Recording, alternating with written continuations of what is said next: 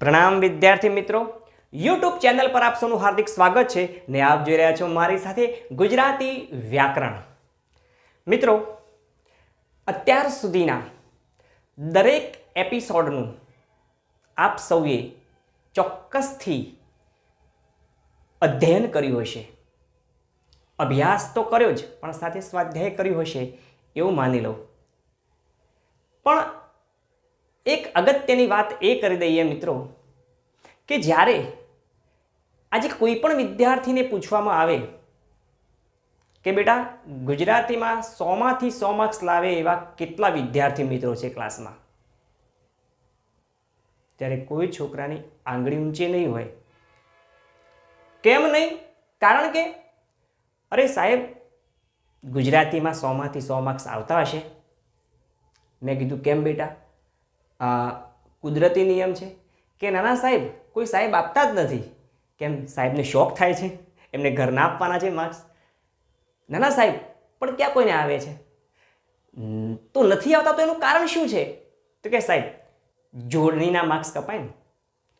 બસ મિત્રો, ગુજરાતી ભાષા માટે માર્ક્સ કપાવવા માટેનો જો એકમાત્ર સળગતો પ્રશ્ન હોય તો એ છે જોડણી.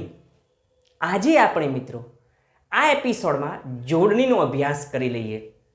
જો મિત્રો આ જોડણીનો પ્રશ્ન સોલ્વ થઈ જાય તો પછી સાહેબ તો પછી અમારી તૈયારી ફૂલ છે, ધાર્યા કરતાં વિશેષ માર્ક્સ અમે મેળવી શકીએ. તો મિત્રો જોડણી આપણે જો અભ્યાસ જોડણીનો કરી લઈએ અને જો એને વ્યવસ્થિત રીતે સમજી લઈએ તો પછી ગેરંટી સાથે આપણે એને પૂરેપૂરા માર્ક્સ મેળવવા માટે સક્ષમ બની શકીશું. પણ હા, એક વાત ચોક્કસ કહી દઉં કે જોડણી કે વ્યાકરણિક કોઈ પણ મુદ્દો એ માત્ર 2 કે 5 માર્ક્સ માટે નથી.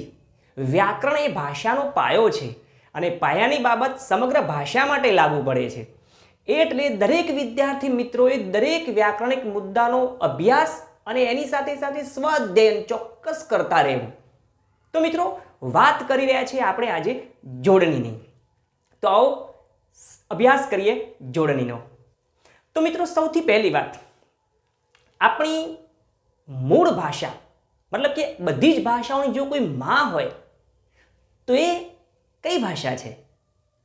જી હા મિત્રો, તમે જે વિચારી રહ્યા છો ને જે જવાબ આપવા માટે તત્પર થઈ રહ્યા છો એ 100% સાચી વાત છે. જો કે તમે મને રૂબરૂ કદાચ જવાબ નથી આપી શકતા, પણ કંઈ વાંધો નહીં. તમે સદભાગી છો કે હું તમારી સાથે તમારી સામે પહોંચી શક્યો છું, પરંતુ હું દુર્ભાગી, મને તમારા દર્શન થઈ શકતા નથી. પરંતુ ચિંતા ન કરશો મિત્રો, આપણા માટે એક ઓપ્શન છે.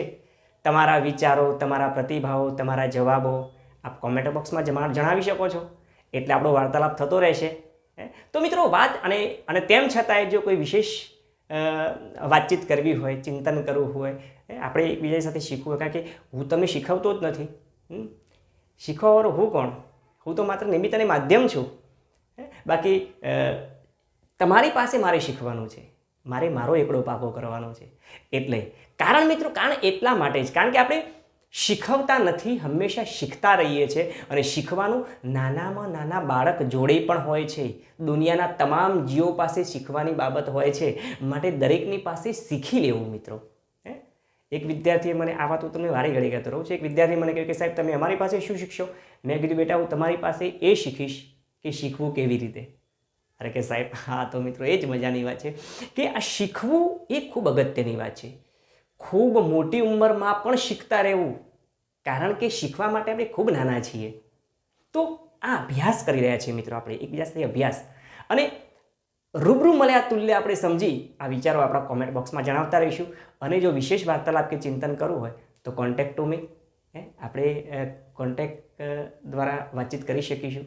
સારું, અગત્યની વાત કરી દઈએ મિત્રો કે જો આ વિષયનો અભ્યાસ મતલબ જોડણીનો પ્રશ્ન સોલ્વ થઈ જાય તો આપણું તમામ પ્રકારનું કામ સોલ્વ થઈ જાય. એના માટે આપણે વાત કરી કે આપણી બધી જ ભાષાઓની માં કોઈ હોય તો એ છે જે તમે વિચારી રહ્યા છો. જી હા, માં સંસ્કૃત. આ સંસ્કૃત બધી જ ભાષાઓની માં છે. એ વેદોની ભાષા છે, દેવોની ભાષા છે, આપણી ભાષા છે, સંસ્કૃતિની ભાષા છે, ઋષિ મુનિઓની ભાષા છે. માટે એ સૌની માં છે. તો અહીં આપણે સમજીએ છીએ સંસ્કૃત. તો સંસ્કૃત એ બધી જ ભાષાઓની મિત્રો માં છે. આ સંસ્કૃત ભાષામાંથી પરિણમી નવી ભાષા પ્રાકૃત, પ્રાકૃત ભાષા, અને પ્રાકૃતમાંથી ધીરે ધીરે આવી અપભ્રંશ, અપભ્રંશ, અને એમાંથી ધીરે ધીરે પ્રવેશ થયો ગુજરાતીનો. આ બાબત તમે મારા ખ્યાલથી એસએસમાં વિષયમાં સમાજશાસ્ત્રમાં કદાચ સમજી ગયા હશો. કદાચ નવા મિત્રો હશે તો આ તરફ ધ્યાન દોરી દેજો, એટલે ચોક્કસથી આપણા પ્રશ્નોનું નિરાકરણ ચોક્કસ થઈ જશે મિત્રો. સારું, તો આપણી મૂળ ભાષા કઈ છે? દેવોની, વેદોની, બધી જ ભાષાઓની માં એટલે સંસ્કૃત, એમાંથી પરિણમી પ્રાકૃત, પછી આવી અપભ્રંશ, પછી આવી ગુજરાતી. એમ જેવી રીતે મિત્રો આપણી ભાષા ગુજરાતી આવીને, એમ બધી જ ભાષાઓ સંસ્કૃતમાંથી ઉદ્ભવેલી છે. આ સંસ્કૃત કેન્દ્ર બિંદુ છે. એમાંથી ચોથી પેઢીની આપણી ભાષા ગુજરાતી આવી, તો એ તરફ દુનિયાની અલગ અલગ ભાષાઓ નિર્માણ થતી ગઈ. આ બધી જ ભાષાઓનું કેન્દ્ર બિંદુ જો કોઈ હોય તો એ છે સંસ્કૃત. તો સંસ્કૃત ભાષામાંથી ઉદ્ભવેલી ભાષાઓ પૈકીની આપણી ભાષા ગુજરાતી એ ચોથી પેઢીની ભાષા થઈ. ચોથી પેઢીને આપ જોઈ શકો છો, સંસ્કૃતમાંથી પ્રાકૃત, પ્રાકૃતમાંથી અપભ્રંશ ને અપભ્રંશમાંથી ગુજરાતી. તો મિત્રો આ સંસ્કૃતમાંથી ઉદ્ભવેલી આપણી ચોથી પેઢીની ગુજરાતી ભાષામાં આપણે જે શબ્દો ઉપયોગમાં લઈએ છીએ એમાં 3 પ્રકારના શબ્દો ઉપયોગમાં લઈએ છીએ. કયા? આવો જોઈએ.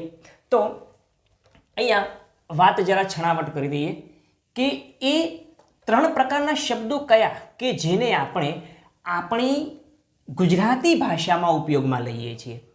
એ 3 પ્રકારના શબ્દો પૈકીના પહેલી વાત કરીએ તો એ છે તત્સમ શબ્દો. તત્સમ શબ્દો, તત્સમ. બીજા નંબરના છે તદભવ શબ્દો. તદભવ શબ્દો, તદભવ. અને ત્રીજા નંબરના છે દ્રશ્ય શબ્દો. આ 3 પ્રકારના શબ્દો આપણે આપણી ગુજરાતી ભાષામાં ઉપયોગમાં લઈએ છીએ મિત્રો. પણ શું છે આ તત્સમ શબ્દો, તદભવ શબ્દો અને દ્રશ્ય શબ્દો? આવો એનો પણ અભ્યાસ કરી લઈએ.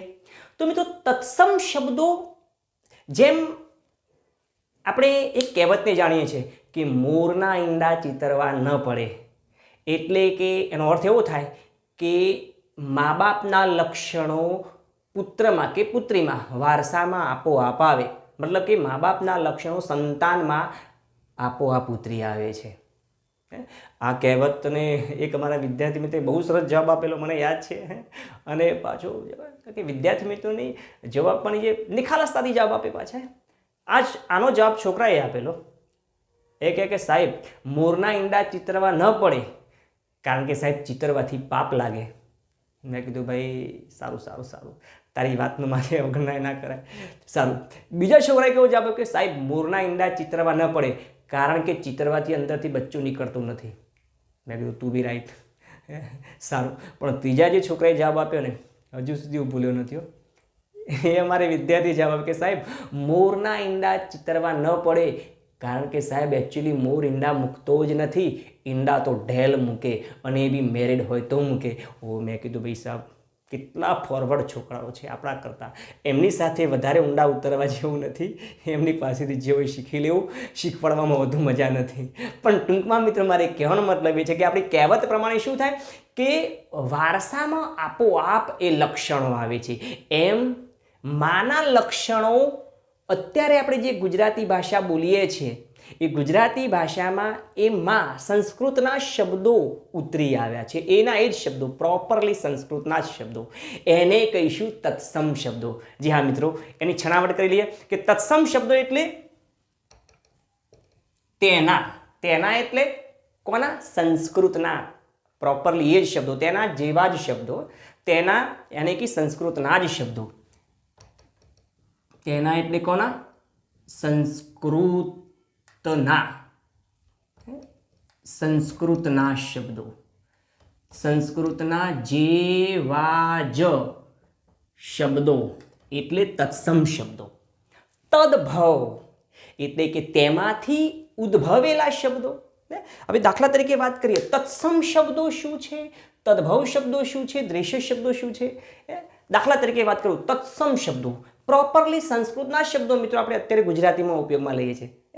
ફોર એક્ઝામ્પલ, ચક્ષુ. ચક્ષુ સંસ્કૃતનો શબ્દ છે. નીતિ, રીતિ, સૃષ્ટિ, દ્રષ્ટિ, પ્રીતિ, સમ લાઈક ધેટ, આ બધા જ પ્રકારના શબ્દો મિત્રો આપણે ગુજરાતીમાં જે ઉપયોગમાં લઈએ છીએ એ બધા જ તત્સમ શબ્દો છે, એટલે કે સંસ્કૃતના જ પ્રોપરલી શબ્દો છે. એ થયા તત્સમ શબ્દો.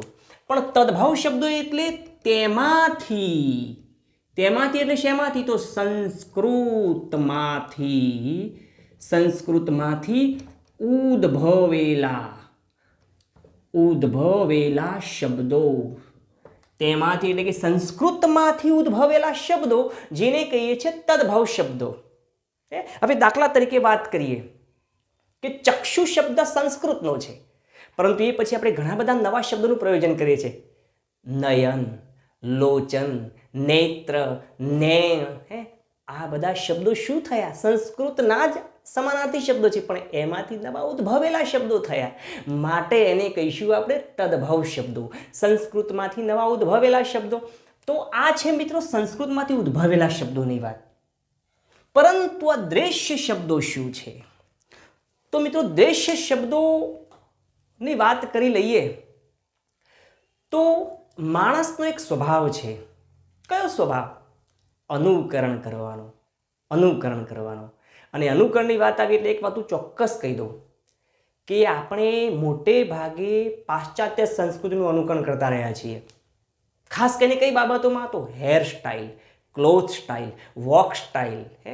આ અનુકરણ આપણે એમનું કરતા રહીએ છીએ, અને એ લોકો આપણું એક જ અનુકરણ કરે છે. બોલો કયું?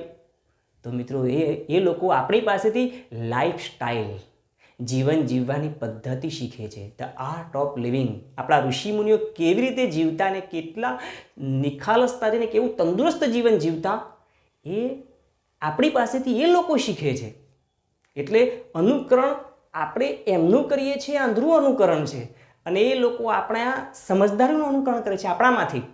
અને એમાં જો વિશેષ વાત કરીએ તો આપણે પાછું વધારેમાં જોઈએ, વર્તમાન સમયને ધ્યાનમાં લઈને જોઈએ તો 3 બાબતોનું ખાસ અનુકરણ કરીએ છીએ.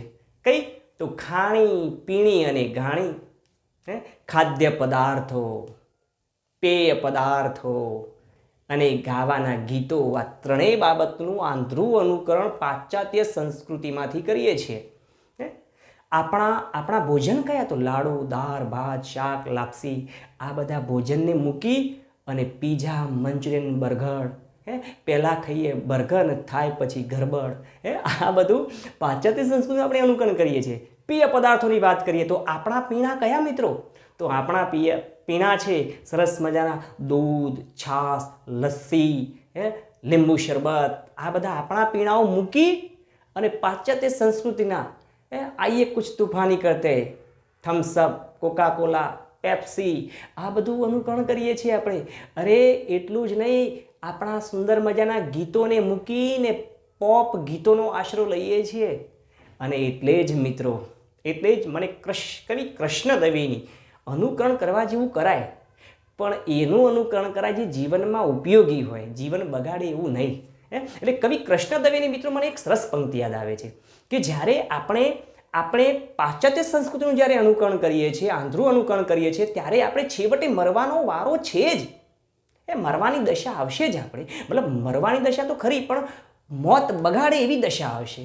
મરણ પથારીએ ખાટલામાં પડ્યા આપણે જ્યારે વિચારશું ને ત્યારે આપણી સંસ્કૃતિ આપણે ટકોરીને કહેશે. જેના પ્રતીક રૂપે કવિ કૃષ્ણદેવે એક સરસ કાવ્ય મૂક્યું છે કે લીમડાના દાદા કે કઈને થાકી ગયો, જાઓ હજુ ફાસ્ટ ફૂડ ખાઓ. ટી શર્ટ ને જીન્સ વાળી માંજરી બિલાડી કે આપણને દૂધ નહીં ભાવે. ટી શર્ટ ને જીન્સ વાળી માંજરી બિલાડી કે આપણને દૂધ નહીં ભાવે. અરે પીઝા ને બર્ગરની આખી આ પેઢીને રોટલીને શાક ક્યાંથી ભાવે? ખાદ્ય પદાર્થોની વાત કરીએ, પણ પેય પદાર્થોની વાત કરીએ. વર્ષોથી બોટલમાં કેદ થઈ સડતા એ પીણાને પીવો અને પાવ, જાઓ હજુ ફાસ્ટ ફૂડ ખાઓ. જાઓ ફાસ્ટ ફૂડ ખાઓ એટલે ખબર પડે કે જીવનમાં શું દશા, આ પાશ્ચાત્ય સંસ્કૃતિનું અનુકરણ કર્યા પછી શું દશા આવે છે. ટોયલેટ ક્લીનરો આપણે પીવામાં ઉપયોગમાં લઈએ છીએ. હવે કેવું કેવું વિપરીત અનુકરણ. જે લીંબુ પાણીને પીવાનું હોય એનાથી હોટલોમાં હાથ ધોઈએ છીએ, અને જે ટોયલેટ ક્લીનરો છે એ લીમકા પીવામાં ઉપયોગમાં લઈએ છીએ. ન જાણે કયા મૂર્ખે આપણને આ ભણાવી છે, આ કઈ ક્યાંથી આ અનુકરણ આપણે લાવ્યા છે ખ્યાલ નથી આવતો. સારું, એટલું જ નહીં મિત્રો, આગળ કહેતે કે અપ ટુ ડેટ કાગડા અને કાગડિયું માઇકમાં મંડી પડ્યા છે કઈ ગાવા. ખાદ્ય પદાર્થોનું અનુકરણ કરીએ છીએ, પેય પદાર્થોનું અનુકરણ કરીએ છીએ, પણ ગાણીનું એવું અનુકરણ કરીએ છીએ. ખાણીપીણી તો ખરું જ, પણ ગાણીનું એવું અનુકરણ. આપણા સરસ મજાના ગીતો છે. કેવા ગીતો મિત્રો? કેવા ગીતો? પ્રભાતિયા, એટલે પ્રભાતિયા, હાલરડા, લગ્ન ગીતો, લોકગીતો. અરે આપણા એવા ગીતોની ભરમાર છે કે જે આપણા જીવનમાં ઇફેક્ટિવ, અસરકારક એવું છે કે આપણા મરેલા માણસને બેઠો કરીને બેઠાને દોડતો કરે એવી એ ગીતોમાં તાકાત છે. અને આપણે શું કરીએ? એને મૂકી અને શું કરીએ છીએ? અપ ટુ ડેટ કાગડા ને કાગડિયું માઇકમાં મંડી પડ્યા છે કઈ ગાવા. રાતોરાત ઇન્ડિયન આઇડલ બની જઈએ. અપ ટુ ડેટ કાગડા ને કાગડિયું માઇકમાં મંડી પડ્યા છે કઈ ગાવા. ને આપણે એક એવા કે કંઈ પણ ભીંજાય નહીં એવા ખાબોચિયામાં નીકળી પડ્યા છીએ નાવા. અને એટલે જ કહ્યું કે કુંપળના ગીત લીલા પડતા મૂકીને રિમિક્સના ગાણાઓ ગાઓ, જાઓ હજુ ફાસ્ટ ફૂડ ખાઓ.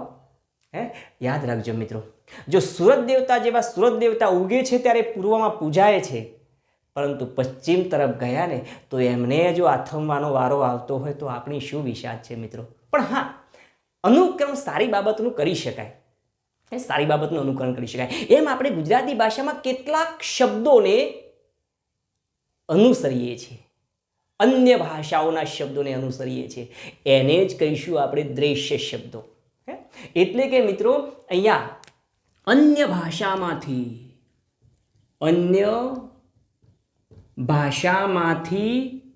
સ્વીકારેલા શબ્દો, આને કહીશું આપણે દ્રેશ્ય શબ્દો. સાંભળેલા શબ્દોને આપણે આપણી ભાષામાં લાવવાનો પ્રયત્ન કરીએ છીએ. દાખલા તરીકે ખાસ કરીને વાત કરીએ તો 80 વર્ષના માજી હોય ને તો એ બસમાં બેઠા પછી માગે શું ખબર છે? ટિકિટ આપો સાહેબ. હવે ટિકિટ કયો શબ્દ છે? અંગ્રેજી શબ્દ છે, ઇંગ્લિશ શબ્દ છે. આ ટિકિટનું મૂળ ગુજરાતી શું થાય? ટિકિટને પ્યોર ગુજરાતીમાં રમણભાઈ નીલકંઠની હાસ્ય નવલકથા છે ભદ્રમ ભદ્ર, એમાં પ્યોર ગુજરાતીના શબ્દો ઘણા બધા આપેલા છે. એમાં ટિકિટનો મૂળ શબ્દ છે મૂલ્યપત્રિકા.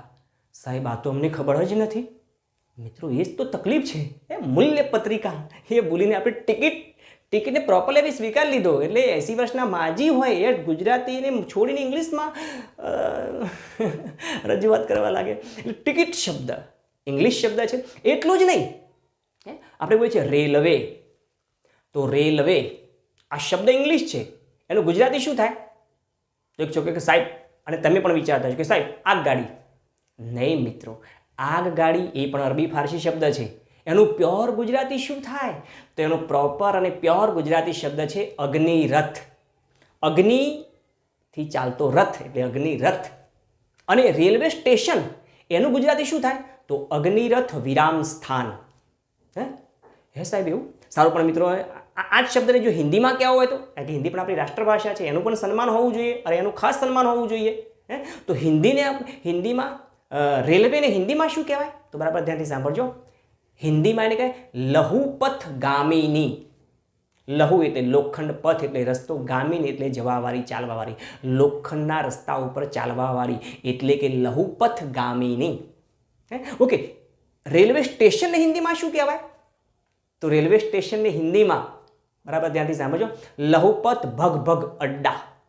ઓ સાહેબ આજે જ સાંભળ્યું, એ જ તો મજા છે મિત્રો. ઓકે, તો એને એ પ્રમાણે કહે. સારું, આપણે એક શબ્દ બોલતા રહીએ છીએ ક્રિકેટ. બધા જ વિદ્યાર્થી મિત્રો, બધા જ રમતવીરો, બધા જ બાળકો ક્રિકેટના એટલા બધા આંધળા શોખીન છે કે ક્રિકેટના સમય દરમિયાન પોતાના બધા જ કામ પેન્ડિંગ મૂકી દો. નોકરિયાતો હોય, ધંધાદારીઓ હોય, કર્મચારીઓ, બધા જ કામ પેન્ડિંગ મૂકી દે અને ક્રિકેટ પાછળ આંધળી દોટ મૂકે. પણ એ ક્રિકેટનો પ્યોર ગુજરાતી શબ્દ શું છે મિત્રો? બોલો, ગેરંટી સાથે કહું, આપણને ખબર નથી, પણ બરાબર ધ્યાનથી સાંભળજો. લંબ દંડ ગોલ પિંડ ભાગ દોડ સ્પર્ધા. આ છે ગુજરાતી પ્યોર શબ્દ ક્રિકેટનો. લંબ દંડ, લાંબો દંડ, લાંબા દંડા હોય, ગોલપિંડ ગોળદડો, ભાગદોડ ચાલે એમાં એવી સ્પર્ધા જેને કહીએ છીએ ક્રિકેટ. એમનો વાત નથી કરતો મિત્રો. આ પ્યોર આપણા ગુજરાતીના પ્યોર શબ્દો છે, ગુજરાતીના લેખકો દ્વારા અપાયેલા સાહિત્યમાં છપાયેલા શબ્દની વાત કરું છું મિત્રો. એમને હું વાત નથી કરતો, વેલિડ પ્રૂફ સાથેની વાત છે બધા. લંબદંડ, ગોલપિંડ, ભાગદોડ સ્પર્ધા, ક્રિકેટ થયો મિત્રો. અને આવા તો અનેક શબ્દોની વાત કરીએ છીએ આપણે. ઓકે, એ સિવાયની વાત કરીએ, દાખલા તરીકે આ તો રમતગમતની વાત કરી, પણ ખાદ્ય પદાર્થોની વાત કરીએ તો ખાદ્ય પદાર્થોમાં દાખલા તરીકે કહીએ જલેબી, અરબી ફારસી શબ્દ થયો. જલેબી, પીઝા ઇટાલિયન શબ્દ છે. ઇટાલીમાં અત્યારે જઈએ તો આપણને ખ્યાલ આવે ઇટાલીનો પીઝા, ત્યાંનો મંચુરિયન ચીનનો શબ્દ છે. ઓકે મિત્રો, આ બધા જ પ્રકારના બહારની ભાષાના સ્વીકારેલા શબ્દો એને આપણે કહીએ છીએ દ્રેશ્ય શબ્દો. તો અહીંયા આપણે જે વાત કરવી છે કરી લઈએ. દ્રેશ્ય શબ્દો અન્ય ભાષામાંથી ખાસ કરીને કઈ તો અંગ્રેજી, લેટિન, અરબી, ફારસી વગેરે આ બધી જ ભાષાઓમાંથી સ્વીકારેલા શબ્દો એને આપણે કહીશું દ્રેશ્ય શબ્દો. પણ આ ત્રણેય પ્રકારના શબ્દો માટે એક છણાવટ કરી લઈએ મિત્રો કે અહીંયા હું વાત જે તમને કહેતો રહું છું એનો અભ્યાસ ચોક્કસ કરતા. અહીંયાથી હું ડિલેટ કરું પણ તમારે ક્રિએટ કરવાનું છે નોટબુકમાં. અને મિત્રો મેં તમને અગાઉ ઘણીવાર કહ્યું છે, દરેક એપિસોડમાં હું તમને વાત ખાસ કહેતો રહું છું કે આ દરેક મુદ્દાઓ વ્યાકરણિક દરેક મુદ્દાઓ માત્ર પ્રાથમિક, માધ્યમિક, ઉચ્ચતર માધ્યમિક માટે જ નથી, એ તમામ સ્પર્ધાત્મક કસોટીઓ માટે પણ ઉપયોગી છે. માટે એની એવી ડાયરી બનાવી, એવી નોટબુક બનાવી જે આપણને તો કામ લાગશે પણ આવનાર આપણા સમયને એ કામ લાગશે. તમામ સ્પર્ધાત્મક કસોટીઓમાં ઉપયોગી થઈ પડશે. આપણને કામ લાગશે, આપણા ભાઈ બહેનોને, આપણા બાળકોને, આપણા પરિવારને કામ લાગશે. એટલે સ્વાધ્યાય કરવાનું ચૂકતા નહીં. અભ્યાસ તો ચાલે જ છે પણ સ્વાધ્યાય સ્વનું મૂલ્યાંકન છે એટલે એવી ચોક્કસ કરતા રહીએ. સારું, તો વાત કરી દઉં, ફરી એકવાર પુનરાવર્તન કરું છું કે તત્સમ શબ્દો એ પ્રોપરલી સંસ્કૃતના શબ્દો છે. તદ્ભવ શબ્દો એ સંસ્કૃતમાંથી ઉદ્ભવેલા શબ્દો છે અને દ્રેશ્ય શબ્દો એ અન્ય ભાષાના સ્વીકારેલા શબ્દો છે. તો આ કુલ મિલાવીને આપણે ગુજરાતી ભાષામાં આ બધા જ શબ્દોનો ઉપયોગ કરીએ છીએ. આ છે આપણું ગુજરાતી શબ્દ ભંડોળ. અને આ ગુજરાતી શબ્દ ભંડોળમાં આ ત્રણ પ્રકારના શબ્દોમાં આપણે વાર્તાલાપ કરતા રહીએ છીએ. બધી બાબતોનું અનુકરણ શીખવાની વાતો કરતા હોઈએ છીએ, વિચારનો વિનિમય કરતા રહીએ છીએ આ શબ્દ ભંડોળ દ્વારા. સારું, પણ મિત્રો વાત કરી દઉં કે તત્સમ શબ્દો, આ તત્સમ શબ્દો છે ને એ હવે આ વાત હું વારી ઘડી લખું ને તો તમે સમજી ગયા છો. સારું, તો આ વાતને ખાસ ધ્યાન રાખજો કે તત્સમ શબ્દો એ મૂળ સંસ્કૃત ભાષાના શબ્દો છે અને સંસ્કૃત એ પાયાની વાત છે. પાયામાં ક્યારેય કોઈ ફેરફાર કરી શકાય નહીં. મકાનમાં રંગરોગાન કરવો હોય, એમાં કંઈ રિનોવેશન કરવું હોય તો ઉપરના ભાગમાં થઈ શકે, પણ એવું ક્યાંય જોયું કે મકાન ઊંચું કરીને પાયામાં રિનોવેશન કર્યું હોય? મિત્રો શક્ય નથી એ, કારણ કે પાયો છે ને, પાયો તો એકવાર મજબૂત થયો ને પાકો થયો એટલે વાત પતી ગઈ. તો પાયાની વાત છે કે પાયો એ હંમેશા એકવાર ચણાયો પછી એની પર ઇમારત ગમે એટલી ચણો પણ એ પાયામાં પછી કોઈ ફેરફાર ન કરી શકાય. તો તત્સમ શબ્દો એ મૂળ પાયાના સંસ્કૃતના જ પ્રોપરલી શબ્દો છે એટલે એમાં ફેરફાર કરવાનો આપણને કોઈ જ અધિકાર નથી. આ વાતને બરાબર સ્પષ્ટ સમજી લેજો મિત્રો. અહીંયા લખી જ દઉં છું, ચલો એ વાતને કે તત્સમ શબ્દો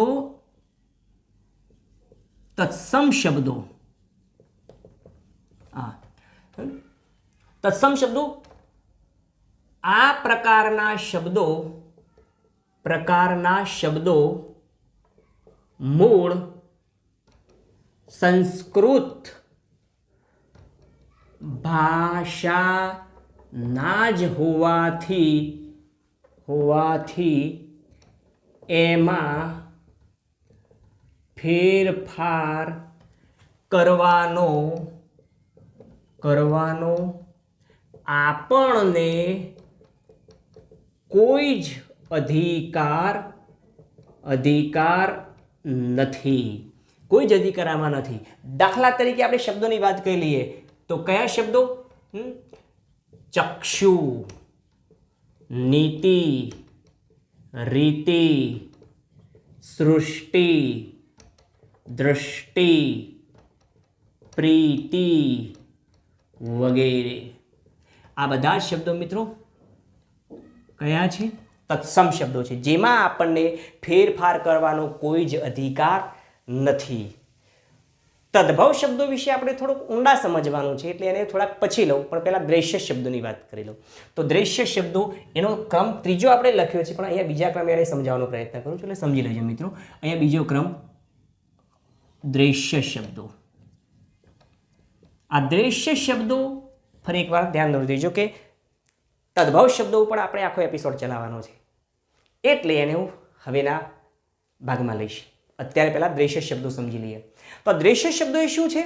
તો દ્રશ્ય શબ્દો એ જે તે વિસ્તારની ભાષામાંથી સ્વીકારેલા શબ્દો છે, એટલે એ જે તે વિસ્તારની ભાષા એના આગવા રીત અને રસમ ને આધીન, નિયમોને એની સંસ્કૃતિને આધીન હોય, એમાં પણ આપણને કોઈ ફેરફાર કરવાનો અધિકાર નથી, કારણ કે એની સંસ્કૃતિ પ્રમાણે, એના રીતિ નિયમો પ્રમાણે ઘડાયેલા છે, એટલે એમાં આપણે કોઈ ફેરફાર ના કરી શકીએ. દુકાન હોટલમાં જઈ આપણે એમ ના કહી શકીએ કે ભાઈ મને રાઉન્ડ રાઉન્ડ રાઉન્ડ એટલે ફૂલ સ્ટોપ આપો, જલેબી આપો, ગૂંચરું આપો, ના કહી શકીએ. એ ગૂંચરામાં એ ગૂંચવાઈ જાય. ત્યાં આપણે હોટલમાં જઈને લાલ લાલ લખોટી આપો એમ ના કહી શકાય. મંચુરિયન જ કહેવું પડે, કારણ કે મિત્રો એનો પ્રોપરલી શબ્દ એ દાખલા તરીકે વાત કહે છે મંચુરિયન, તો એ શબ્દ પ્રોપરલી ચીનનો શબ્દ છે. આ ચીનનો શબ્દ ખાણીપીણીનો આ શબ્દ એ ઉતરી આવ્યો આપણી ભાષામાં, એવું આપણી ભાષામાં જેવું ઉતરી આવ્યો બધી જ ભાષામાં ઉતરી આવ્યો. હવે દાખલા તરીકે આપણે ગુજરાતીમાં એને લાલ લાલ લખોટી તરીકે ઓળખીએ, તો પેલો સામાનો વિચારમાં પડી જાય, એ ગૂંચવાઈ જાય. એ ન થાય એટલા માટે એને મંચુરિયન શબ્દથી જ ઉચ્ચારવો પડે. હવે એ મહારાષ્ટ્રમાં જઈએ આપણે તો બી એને મંચુરિયન કહીશું, કારણ કે એ લોકો બી ત્યાંથી જ લાવ્યા છે, એટલે એ જ નામથી, એ જ સંકેતથી, એ જ સિમ્બોલથી ઓળખે છે. માટે મિત્રો આ વાત ધ્યાનથી ખાસ સમજી લેજો કે દેશ શબ્દો પણ એ જે તે વિસ્તારની સંસ્કૃતિ અને રીત રિવાજને નિયમોને આધીન હોય, એમાં પણ આપણે કોઈ ફેરફાર કરી શકીએ નહીં. તો આ વાતને જરા પાકી કરી લઈએ કે દ્રશ્ય શબ્દો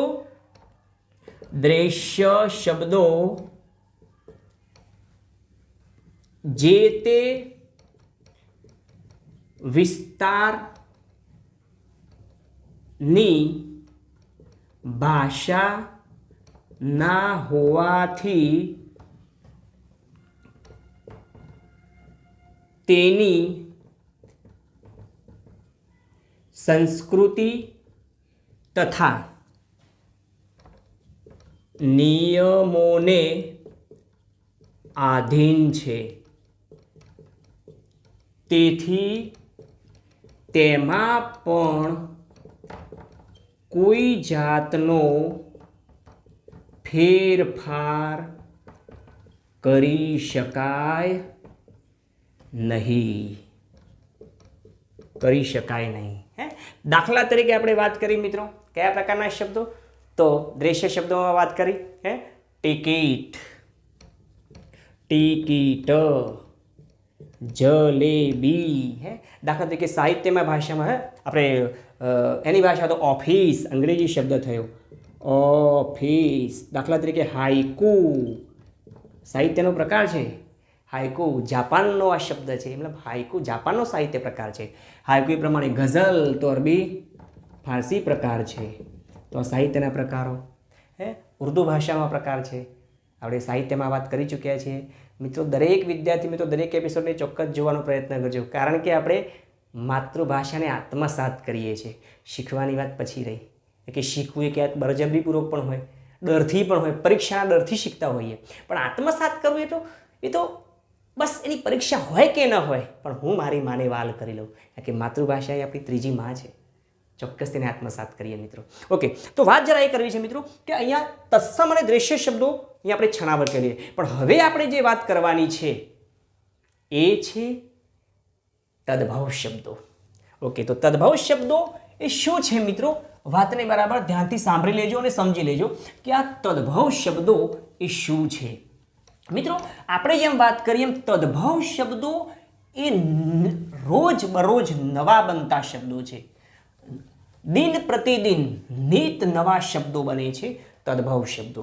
દાખલા તરીકે વાત કરી લઉં કે આપણે ક્લાસમાં બેઠા હોઈએ, એમાં પંકજ હોય, દાખલા કોઈ વિદ્યાર્થી, અને આવા પંકજ 2 કે 3 પ્રકારના પંકજ હોય અને મારે એમને ઓળખવા હોય, અથવા પ્રિયંકા હોય, અથવા સુશીલ હોય, અથવા સુશીલા હોય, અથવા અંકિત હોય, અથવા અંકિતા હોય, આવા 4 મતલબ એક જ નામના 4-5 વિદ્યાર્થીઓ હોય, તો પછી મારે શું કરવું પડે?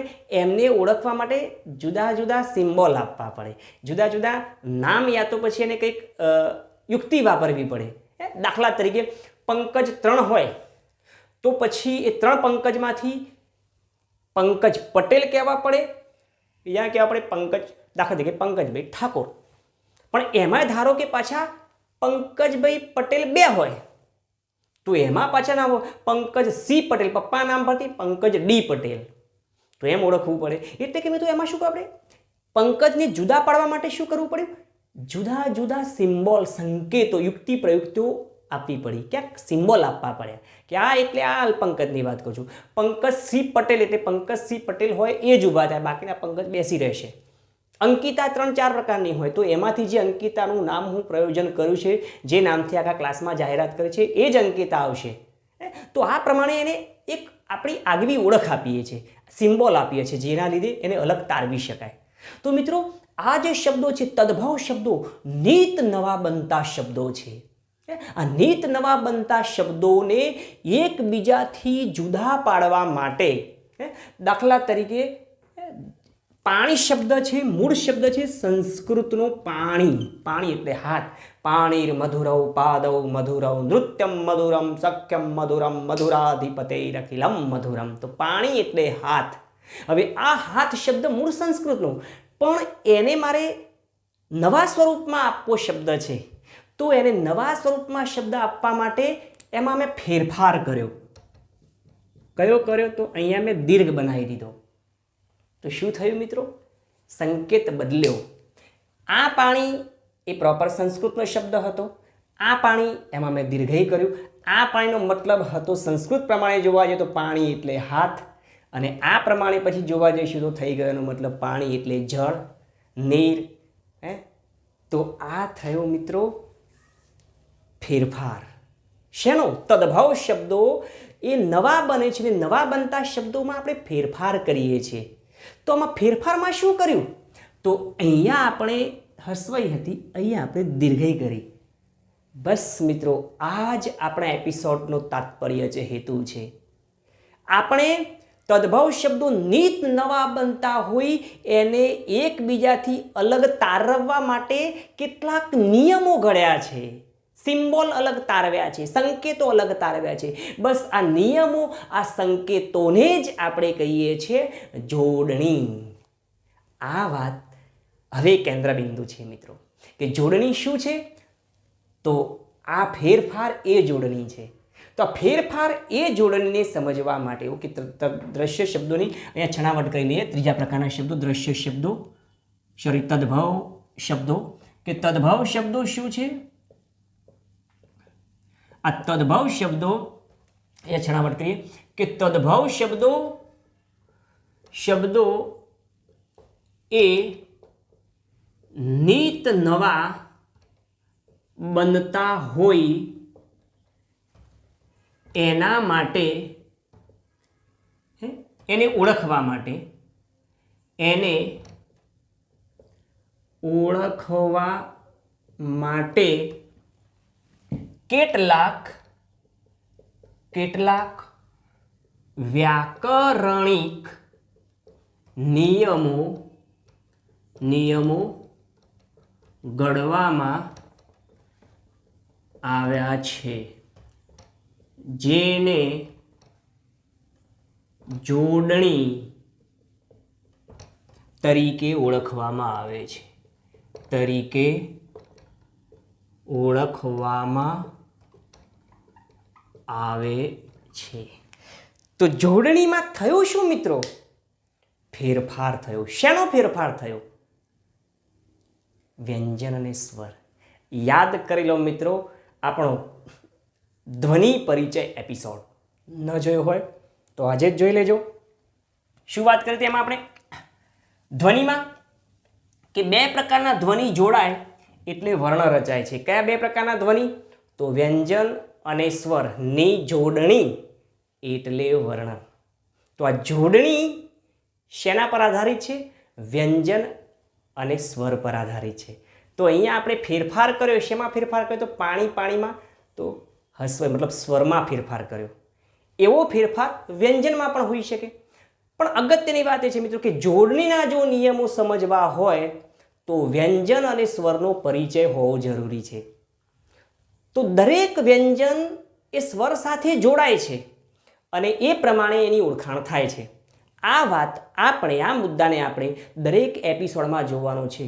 એની અગત્યતા માત્ર આ મુદ્દા માટે જ નથી. જોડણી માટે, સંધિ માટે, છંદ માટે, બધા જ મુદ્દા માટે આ વાત ખૂબ અગત્યની છે મિત્રો. માટે ખૂબ ધ્યાનથી સાંભળજો. ને આ વાત અગાઉ તો આપણે જોઈ ચૂક્યા છીએ જ, પરંતુ રિપીટ પુનરાવર્તનના ભાગરૂપે અહીંયા ફરી એક વાર કરી દઉં કે સ્વર અને વ્યંજન આ બંનેનું જોડાવું એટલે વર્ણ. આ બંનેની જોડાવું એ જોડણી જે થઈ એનાથી રચાયો એ વર્ણ થયો. પણ એમાં ઓળખ કોઈ પણ વ્યંજનની સાથે સ્વર જોડાય છે. આ સ્વર જેવો હોય એવી વર્ણની ઓળખ થાય. તો આ સ્વર પરિચય મેળવી લઈએ કે જોડણીના નિયમ માટે સ્વર પરિચય ખૂબ અગત્યનો છે. અહીંયા ખાસ નોંધ લઈ લઈએ કે જોડણીના નિયમો સમજવા માટે સ્વર પરિચય. એમાં ખાસ કંઈ કહીએ તો સ્વર વ્યંજન એ સ્વરથી જોડાય એટલે વર્ણ પરિચય આપણે લેવાનો છે. પણ એ સ્વરને કારણ કે સ્વરથી જ વ્યંજન, સ્વરથી વર્ણની ઓળખ થાય છે. મુખ્ય સ્વર એનો આત્મા છે, વ્યંજન એનું શરીર છે. તો મુખ્ય ઓળખ સ્વરની છે, માટે અહીં હું સ્વર લખું છું, બાકી વર્ણ કહી શકાય. એ સમજવા માટે સ્વર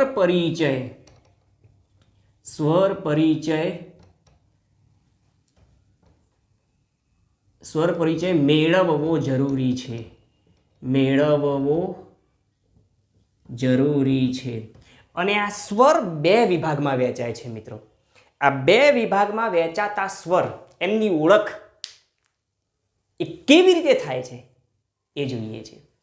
તો સ્વર બે પ્રકારના છે. એક નાના સ્વરો જેને આપણે હસ્વ સ્વરો કહીએ છીએ. વ્યાકરણિક ભાષામાં એના માટે શબ્દ આપ્યો છે આપણે હસ્વ સ્વરો, એટલે કે લઘુ સ્વરો. તો એ લખીએ છીએ. સ્વર બે પ્રકારના છે. સ્વર ઓળખ, સ્વર પરિચય મેળવવો છે. સ્વર પરિચયમાં વાત કરીએ તો એક છે કયા સ્વરો? તો એ છે હસ્વ સ્વર. હસ્વ એટલે નાના સ્વર. હસ્વ સ્વરો. આ હસ્વ સ્વરોને આપણે કહીએ છીએ વ્યાકરણિક ભાષામાં લઘુ સ્વર. આ લઘુ સ્વર કયા કયા? તો મિત્રો 4 પ્રકારના સ્વરનો સમાવેશ લઘુમાં થાય છે. જોઈએ કયા કયા. એક છે અ, પછી હસ્વ ઈ. આપણે બોલીએ છીએ કે હસ્વ એટલે નાનો, નાનો એટલે હસ્વ લઘુ. ઈ એ પ્રમાણે હસ્વ ઉ અને રૂ. આ 4 પ્રકારના સ્વર છે એ લઘુ સ્વર છે. તો આ 4 પ્રકારના સ્વરથી જે વ્યંજન જોડાય એ વર્ણ બનશે. બધા કેવા વર્ણો બનશે? તો લઘુ વર્ણો. જોઈએ આપણે અહીંયા વાત કે લઘુ વર્ણ એનાથી કયા બને? તો લઘુ વર્ણો. તો આને ધારો કે આપણે દાખલા તરીકે કને જોડીએ તો કને અ સાથે જોડીએ તો ક, હસ્વ ઈ સાથે જોડીએ તો કી, હસ્વ ઉ સાથે જોડીએ તો કુ અને રૂ સાથે જોડીએ તો આ ક્રુ. આ બધા જ જે થયા મિત્રો એ બધા વર્ણ કયા થયા? લઘુ વર્ણો થયા. એટલે આનાથી જે સ્વરથી જે વ્યંજન જોડાય છે બધા લઘુ વર્ણો ગણાશે.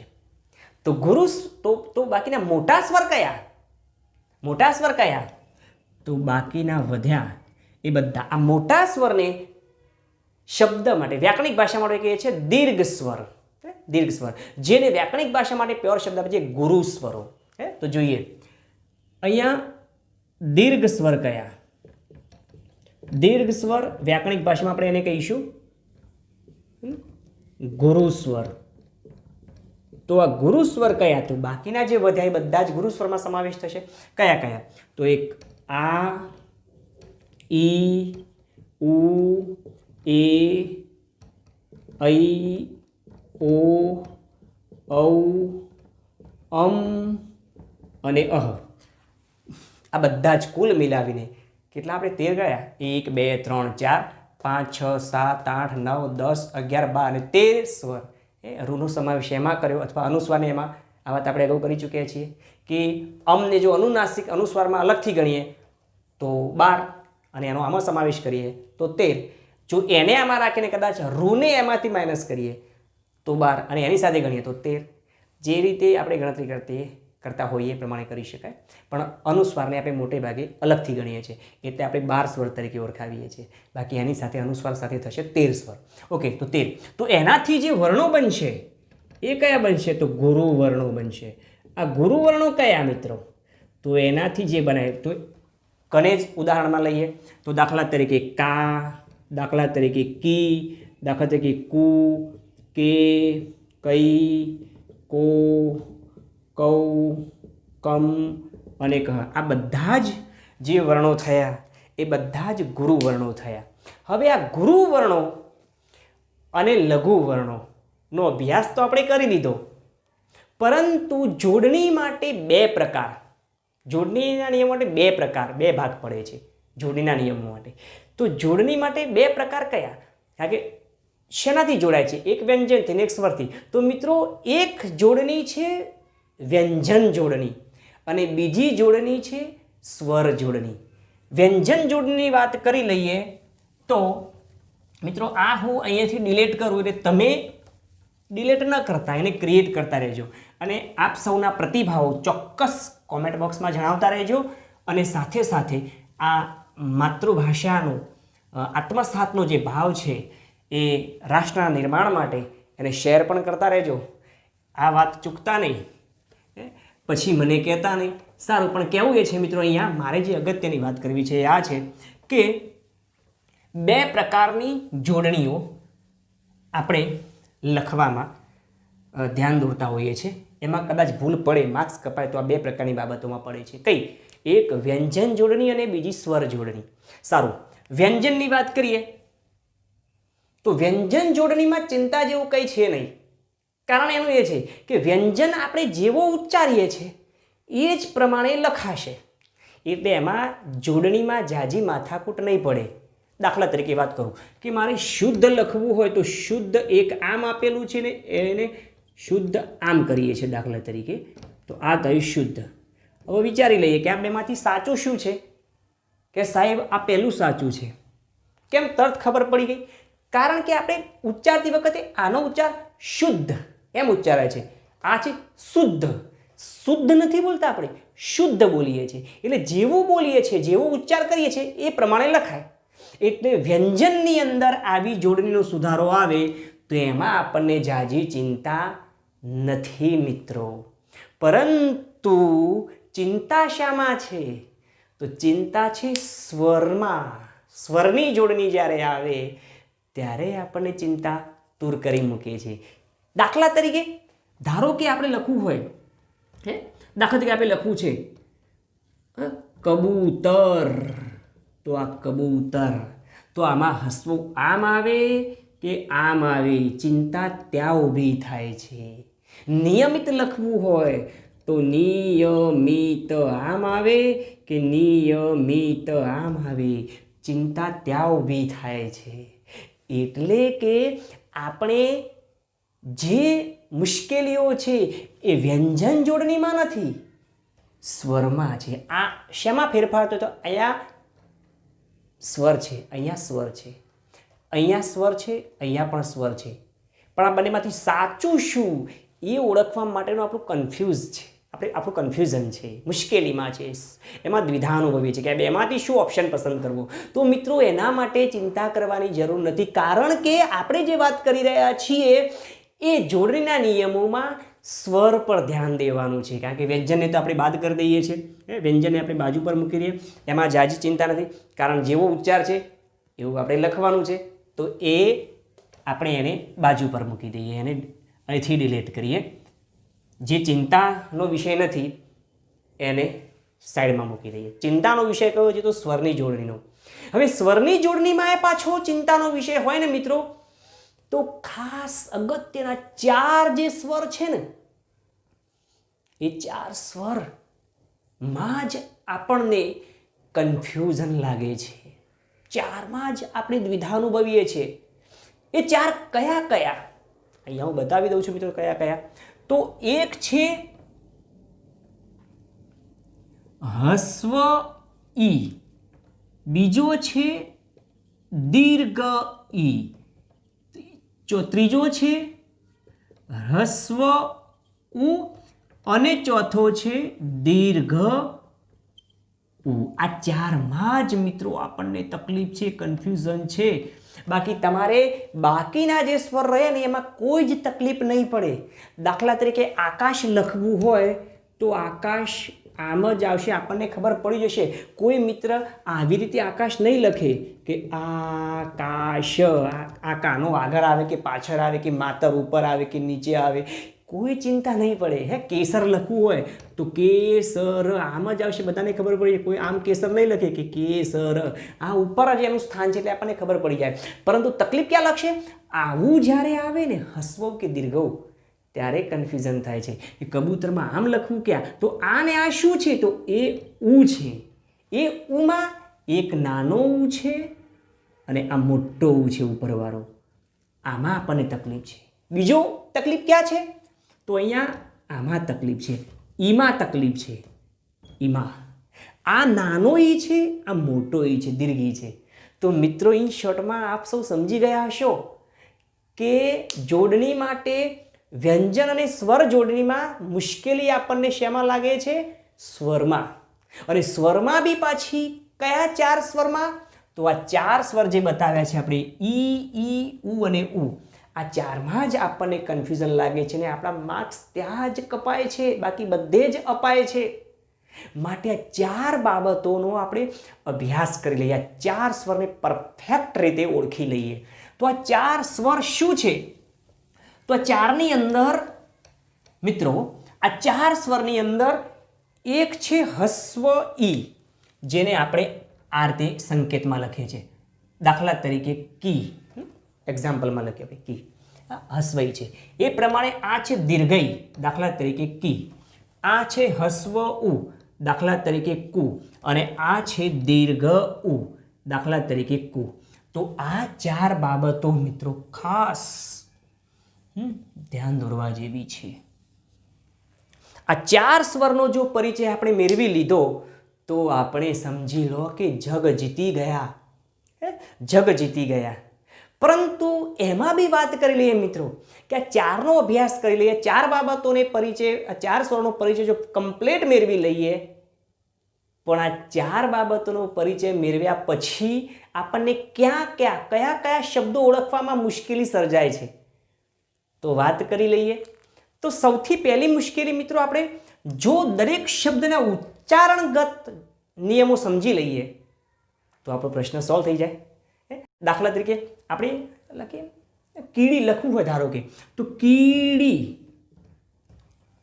જેવો ઉચ્ચાર થાય છે ને એવો જ લખાય છે. કી ડી બંને દીર્ઘ ઉચ્ચાર થાય છે તો દીર્ઘ જ લખાશે બંને. તો પહેલું કન્ફ્યુઝન આપણું શેમાં આવશે? ઉચ્ચારણગત. એ ઉચ્ચારણગતના પણ કેટલાક નિયમો છે. એ શું છે એ સમજી લઈએ, પણ એ પહેલા બીજી કોમ્પ્લિકેટેડ બાબત સમજી લઈએ કે મુશ્કેલી ક્યાં સર્જાય છે. બીજા નંબરની મુશ્કેલી ત્યાં સર્જાય છે મિત્રો કે આપણે એક અક્ષરથી શરૂ કરીએ. આપણા શબ્દો મિત્રો છે ને એક અક્ષરથી શરૂ થાય તો એક અક્ષર જોડાય, બીજો અક્ષર જોડાય, ત્રીજો અક્ષર જોડાય, વધુમાં વધુ લાંબામાં લાંબો શબ્દ 4 અક્ષર સુધીનો આવે, વધુમાં વધુ 5, 4 કે 5 અક્ષર. કેમ સાહેબ એવું થોડું હોતું હશે? એક જો કે સાહેબ 1 મિનિટ વારો, સુરેન્દ્રનગર કેટલા બધા અક્ષરો છે જુઓ, સુરેન્દ્રનગર સાહેબ 6 અક્ષર, તમે તો 4 કે 5 ની જ વાત કરો છો, મેં એક વધારી આપ્યો તમને. અરે બેટા એમાં અક્ષરો ભલે વધારે રહ્યા પણ શબ્દો બે છે, સુરેન્દ્ર અને નગર. હવે એક એક શબ્દમાં જોઈએ તો એકમાં 3 ને બીજામાં 3, વહેંચાઈ ગયા શબ્દો, સમાસ થયો ત્યાં મિત્રો. એટલે દરેક શબ્દ, કોઈ બી શબ્દ, લાંબામાં લાંબો શબ્દ વધુમાં વધુ 4 થી 5 અક્ષરોનો જ હોય. આ 4 થી 5 અક્ષરો સુધીના શબ્દ માટે જો સ્ટેપ બાય સ્ટેપ હું તમને કેટલાક નિયમોની જાણકારી આપી દઉં તો સાહેબ અમારો પ્રશ્ન સોલ્વ. ધારો કે એક અક્ષર હોય તો શું કરવું, હસ્વ કે દીર્ઘઈ અથવા હસ્વ કે દીર્ઘ. 2 અક્ષર હોય તો હસ્વ કરવો કે દીર્ઘ કરવો. 3 અક્ષર હોય તો શું કરવું, 4 અક્ષર હોય કે 5 અક્ષર હોય તો શું કરવું. એના કેટલાક નિયમો છે જેને આપણે કહીએ છીએ અક્ષરગત. તો અક્ષરગત નિયમો, અક્ષરગત નિયમો. આ અક્ષરગત નિયમો શું છે એ સમજીએ પહેલા એક બીજું કન્ફ્યુઝન સોલ્વ કરી લઈએ. દાખલા તરીકે વાત કરી દઉં, આપણે લખવું હોય ચિઠ્ઠી, તો ચિઠ્ઠી આમ લખવું કે ચિઠ્ઠી આમ લખવું, કન્ફ્યુઝન છે. દાખલા તરીકે જિલ્લો લખવું હોય, જિલ્લો, તો જિલ્લો આમ લખવું કે જિલ્લો આમ લખવું, એનું કન્ફ્યુઝન છે કે સાહેબ અમે તો જિલ્લો આ પ્રમાણે જ લખીએ છીએ, પણ સાચું ભાઈ આ આવે. એ કેમ આવે એના માટેનો એક નિયમ છે જેને આપણે કહીએ છીએ સંયુક્તાક્ષરનો નિયમ. આ જો સંયુક્તાક્ષરનો નિયમ બી સમજી લઈએ તો આપણે શબ્દોમાં આવતા સંયુક્તાક્ષરોને ક્યાં કેવા કરવા એનો ખ્યાલ આવી જાય. જેનો ત્રીજો મુદ્દો છે સંયુક્તાક્ષર. સંયુક્તાક્ષર જેને કહીશું આપણે જોડાક્ષર.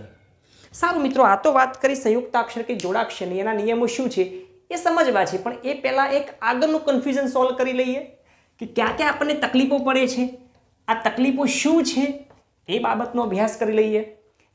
દાખલા તરીકે હું એક શબ્દ લખું જિંદગી,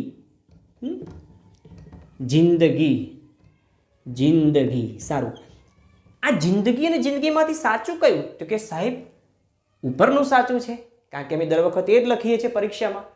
એટલે જ તો મિત્રો આપણા માર્ક્સ કપાય છે, બાકી બધે અપાય છે. ઓકે, સાચું આ છે. તો સાહેબ એ કેમ સાચું? તો મિત્રો આ સાચું એટલા માટે છે કારણ કે અહીંયા અનુસ્વાર લાગેલો છે, અને અનુસ્વાર માટે એક નિયમ છે. એ શું નિયમ છે એ સમજીએ એ પહેલાં વાતને નોંધી લઈએ કે અનુસ્વાર હોય ત્યારે શું કરવું, અથવા એને અનુનાસિક પણ કહેવાય. અનુનાસિક. આ બાબતને જો પણ આપણે સમજી લઈએ તો શબ્દોમાં જ્યાં અનુસ્વાર આવતો હોય ત્યાં એને દીર્ઘ કરવો કે હસ્વ કરવો એનો પ્રોબ્લેમ સોલ્વ થઈ જાય. પણ એ પ્રોબ્લેમ સોલ્વ ત્યારે થાય જ્યારે એનો નિયમ સમજી લઈએ. પણ એ નિયમ ત્યારે સમજી લઈએ જ્યારે કઈ કઈ બાબતોની મુશ્કેલીઓ સર્જાય છે એ વાતનો અભ્યાસ કરી લઈએ. સારું, તો વાત કરીએ છીએ અહીંયા અનુસ્વાર બાબતની. એ પછી વાત કરીએ દાખલા તરીકે આપણે એક શબ્દ દાખલા તરીકે લખું છું અહીંયા સામાજિક. તો સામાજિક આમ લખાય કે સામાજિક આમ લખાય? કન્ફ્યુઝન છે સાહેબ, અમે તો આવી જ રીતે લખીએ છીએ. પણ મિત્રો જવાબ સાચો આ છે, કારણ કે શબ્દની સાથે જોડાયેલ કેટલાક પ્રત્યયો લાગે છે. અગાઉના એપિસોડમાં આપણે વાત કરી હતી પ્રત્યયો, શબ્દની સાથે લાગેલો પ્રત્યય જેને આપણે અંગ સાધક પ્રત્યય કહીએ છીએ. એ આગળ પણ લાગેલો હોય ને પાછળ પણ લાગેલો હોય. આગળ લાગેલો હોય તો પૂર્વ પ્રત્યય કહીએ છીએ, અને પાછળ લાગ્યો તો એને પર પ્રત્યય કહીએ છીએ. પૂર્વ પ્રત્યય માટે પણ કેટલાક જુદા શબ્દો છે, એને પૂર્વાંગો પણ કહી શકાય, પૂર્વનાંગો, પૂર્વાંગો, ઉપસર્ગો, આવા જુદા જુદા નામથી એને ઓળખીએ છીએ વ્યાકરણિક ભાષામાં. તો આ બધા જ શબ્દો હોય ત્યારે શું કરવું, એટલે કે અહીંયા અંગ સાધક પ્રત્યય લાગેલા છે. અંગ સાધક પ્રત્યય લાગે ત્યારે શું કરવું? દાખલા તરીકે અભિમાન, તો અભિમાન. હવે અભિમાન શબ્દ લખ્યું એમાં માન તો શબ્દ છે, પણ આ અભિ છે ને એ આગળ અંગ સાધક પ્રત્યય લાગેલો છે. તો મિત્રો આવા અંગ સાધક પ્રત્યયો જ્યારે શબ્દમાં આવે ત્યારે એને હસ્વમાં લખવા કે પછી દીર્ઘમાં લખવા એના પણ કેટલાક નિયમો છે જે આપણે જોઈએ. એ પહેલાં અહીંયા ટોપિકને નોંધી લઈએ કે અંગ સાધક પ્રત્યય, અંગ સાધક પ્રત્યય. અંગ સાધક પ્રત્યય હોય ત્યારે શું કરવું? ત્યારે મિત્રો આપણે એ નિયમોને યાદ કરી લઈએ, પણ એ યાદ કરીએ પહેલાં કેટલાક કન્ફ્યુઝનોનું સોલ્યુશન મેળવવા માટેનો અભ્યાસ કરી લઈએ. બીજી કઈ બાબતમાં તકલીફ થઈ શકે? તો મિત્રો આપણે ગુજરાતી ભાષામાં મોટા ભાગના શબ્દો અંગ્રેજીના ચલણમાં લઈએ છીએ. આ અંગ્રેજીના શબ્દોમાં પણ જો થોડું ઘણું આપણને નિયમોનો જો ખ્યાલ આવી જાય તો અંગ્રેજી શબ્દોને પણ કેવી રીતે લખવા એનો અભ્યાસ, એનો આપણને પાકો મહાવરો થઈ જાય. કારણ કે એક્ઝામમાં આવા શબ્દો પણ આવે છે ને, એક્ઝામમાં તો આવા હોય ત્યારે આવે, પણ ભાષામાં તો આવે છે.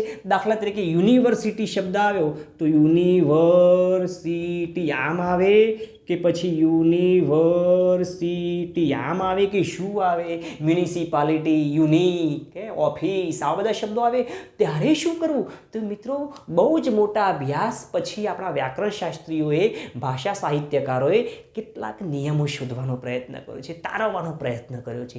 એના માટેના નિયમો, જેને અંગ્રેજી શબ્દો માટેના નિયમો કહીએ છીએ, તો એ જો આપણું સોલ્યુશન થઈ જાય, એનો અભ્યાસ કરી લઈએ તો આ પ્રશ્ન પણ આપણો સોલ્વ થઈ જાય. કે એના માટે છે અંગ્રેજી શબ્દો.